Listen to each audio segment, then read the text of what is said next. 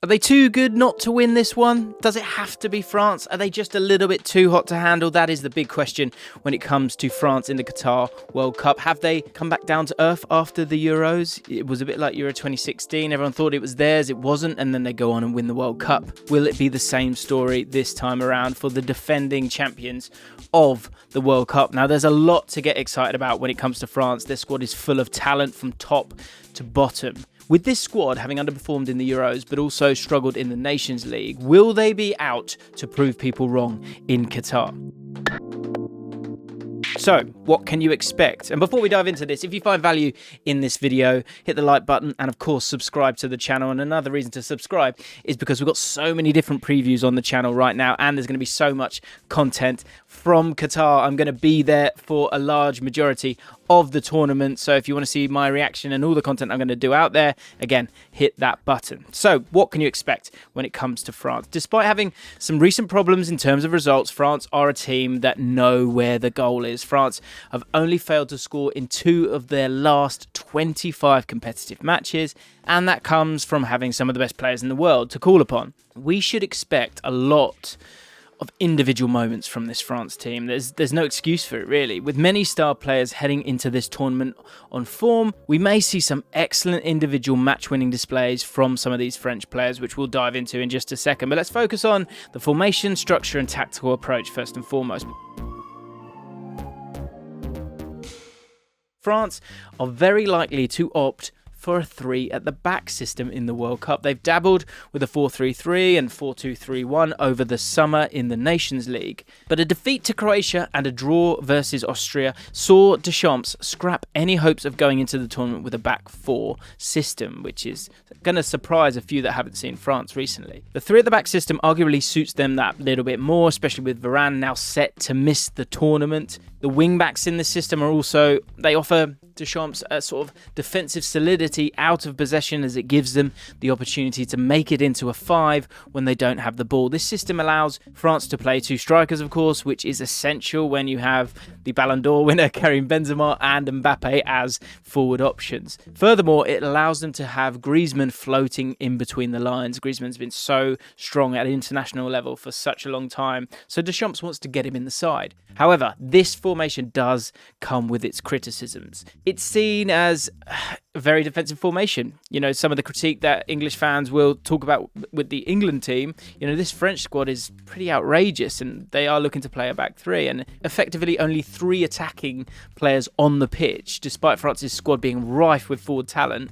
It rubs people up the wrong way sometimes. If France play this system, you've got players such as Nkunku, Dembele, Coman and Diaby all missing out, which doesn't sit well with a lot of French supporters. One positive, though, from this formation is that it gives Theo Hernandez, who we speak about in our One to Watch video on the JLA channel. Go check that video out. Spoiler alert, he is the pick for France, but we go through every single team in the World Cup. He has free reign down that left-hand side, and it gives him the opportunity to play further forward than he would in a normal back 4. Whilst this is a defensive formation, it's also got some attacking qualities to it as well. Of course it does. It's the French national team. Their team is usually very structured and similar to how they'd line up on paper. The average positions from their recent games against Denmark is a good insight into how their structure looks in game. Mbappe, the number 10, is very noticeably instructed to play on the shoulder and often takes space in the left channel as he looks to drag central defenders out of position and lure them into uncomfortable areas for a one-on-one. Maybe a little bit like Vinicius Jr. does, less so of a winger, but that similar kind of vibe when he's playing alongside Benzema. Giroud, the number 9, played in this match, whereas it's most likely that Benzema, of course, will start in the World Cup. You see here how the second striker is allowed to come deeper and has more involvement in linking the play. Benzema does this for Real Madrid and will no doubt do this for France in the World Cup. You've got Pavard, the number 2. His position is also something to keep an eye on, and remember, Pavard is more of a defensive fullback than he is a wingback, so he tends to stay deeper at times, which prevents France from being too open at the back. Whereas the left wing back, Mendy, number 21 here in this case, will take up that higher position.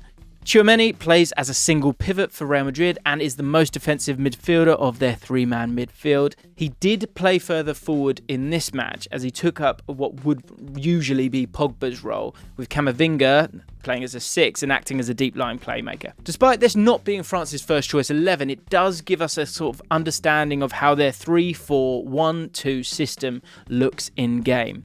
Their tactics are relatively bland, if I'm honest. They don't have a certain style or ethos to their play, and more so rely on individual displays and their solidity seeing them through matches. Once again, does that sound like another team that you're aware of? Deschamps often feels comfortable with this defensive system, and France also aren't afraid to play it long. For years, they've used Giroud as a target man in which they pump the ball forward and they hope it sticks and then play from there. And if things do go wrong, expect them to utilise that tactic again. France will also look to sit a little deep at times and suck teams in, which will leave space in behind, of course, for Kylian Mbappe. So let's talk key players. Kylian Mbappe. Mbappe is heading into this World Cup at the peak of his powers. His record for France is, quite frankly, a joke. 59 caps and 28 goals, all in competitive matches, all before the age of 24, as you guys well know.